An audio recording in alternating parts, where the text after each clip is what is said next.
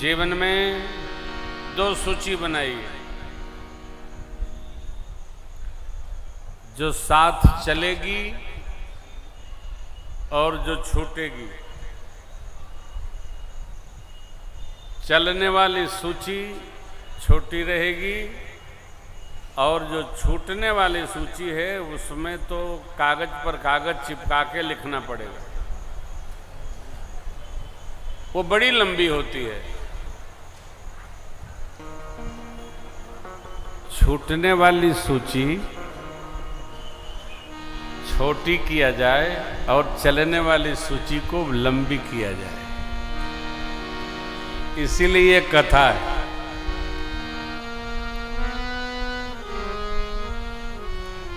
गिद्धराज जटायु जी ने सर्वस्व त्याग किया, भगवान कबंध का उद्धार करते हैं और कबंध को गति प्रदान करके मेरे प्रभु शबरी अम्बा के पावन आश्रम पधारे।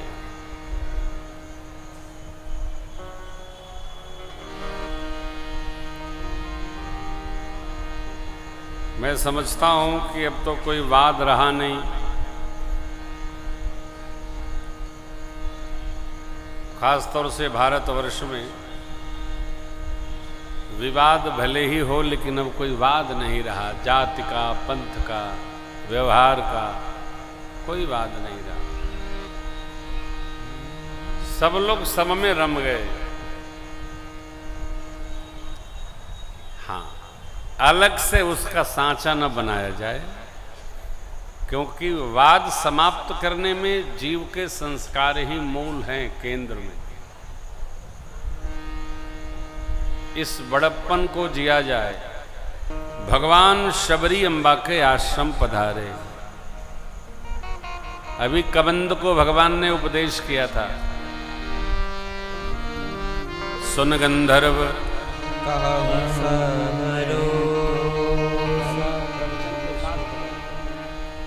सुन गंधर्व कहूँ मैं तो मोहिन सुहाई ब्रह्म कुल द्रोह शापत ताड़त परुष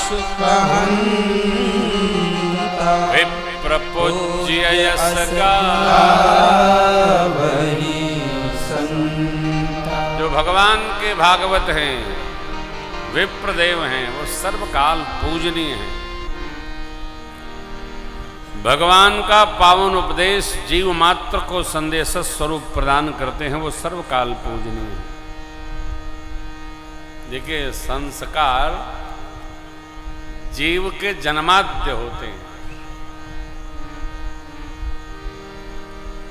हम बड़े हैं कहने मात्र से कोई बड़ा होता नहीं।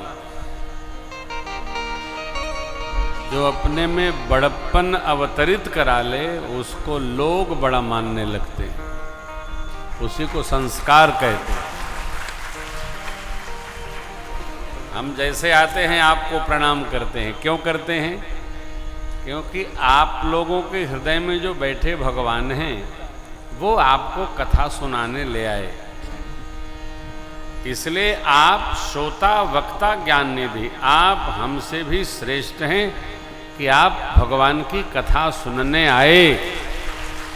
आपके श्रेष्ठत्व को हम वंदन करते हैं, प्रणाम करते हैं। हमारी तो ड्यूटी है कि हमको यहाँ 3-3.5 घंटा कथा गाना ही पड़ेगा। हम तो जजमान के बुलावे पर आए हैं, न गाएंगे जजमान दक्षिणे नहीं देगा। तो हमारी तो मजबूरी है, आपकी कोई मजबूरी नहीं है। आप भक्ति करने के लिए यहाँ कथा में आए हैं, इसलिए आप वंदनीय हैं, पूजनीय हैं। कौन जाता है जी? कौन सुनता है? किसको फुर्सत है? ये श्रीमान जी लोग भी जो आए हैं, कहाँ समय है? घेरे रहते हैं लोग। विदेशों में मंत्री विधायक के अगल बगल कोई नहीं होता, केवल एक सुरक्षा गार्ड, वही ड्राइवर ही है, वही सुरक्षा गार्ड है। लेकिन हमारा देश ऐसा अद्भुत है कि लोग न खाते हैं न खाए देते हैं, रतिया भर घेरे रहते हैं। हमारे बाबू, कल हमने कहा कि बाबू थोड़ा कठोर होइए, अब बाबू को भी लोग घेरे रहते हैं। ये मतलब बाबू खा के वहाँ रहे तब वो लोग नहीं जा रहे। ये शुरू से इनका स्वभाव रहा है कि कहेंगे नहीं जाओ। मेरी प्रार्थना है कि थोड़ा आप सब लोग जिस श्रद्धा से कथा सुन रहे हैं, थोड़ा जीवन को अनुशासन में रखने का अभ्यास करिए। और ये कौन करता है जिसके पास कोई काम नहीं। हम आपको समय से विदा कर देते हैं 7:30 बजे कि आप घर चले जाएं। स्मरण है ना, कल की कथा 1 बजे से 4 बजे तक है और कल स्वतंत्रता दिवस है। तो जहां भी आप रहिएगा, बन सके तो ध्वजारोहण में अवश्य सम्मिलित होइएगा। अरे न लड्डू मिलेगा, बतासा मिलेगा। हम लोग जब पढ़ते थे 6, 7, 8, 9, 10, 11, 12 में, तो लड्डू मिलते थे 2-2। उसी लोभ में पहन के बढ़िया बढ़िया कपड़ा चले जाते थे। विजयी विश्व तिरंगा प्यारा, झंडा ऊंचा, और ध्वजारोहण के बाद तुरंते ढूंढते थे, मास्टर साहब लड्डू कब मिलेगा? अरे भाई जाओगे तब मिलेगा। यह मेरी प्रार्थना है कि अमृत महोत्सव का पावन पर्व है। पूरा देश नहीं, हमारे स्वदेश के लोग जो विदेश में रहते हैं, वो भी इस स्वतंत्रता दिवस को बड़े आनंद पूर्वक मनाते हैं। हमने प्रत्यक्ष देखा है।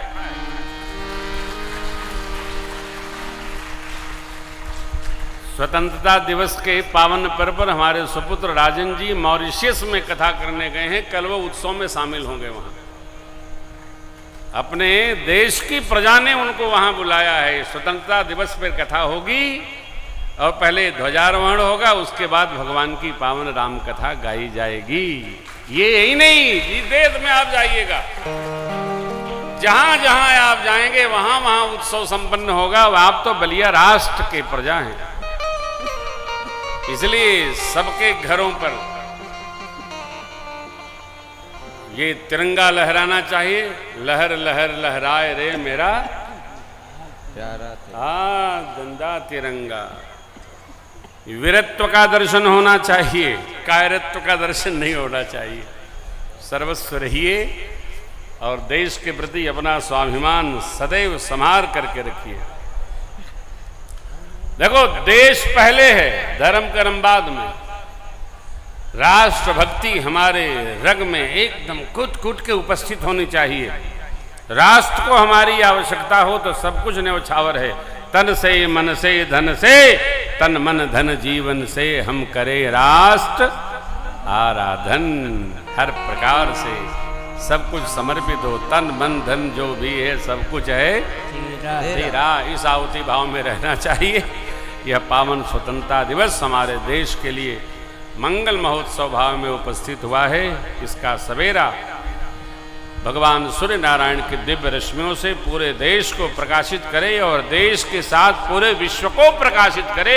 ऐसी व्यासपीठ से मैं रघुनाथ जी से प्रार्थना करता हूँ। आप सबके गृह में प्रकाश हो, देश में प्रकाश हो, विश्व में प्रकाश हो।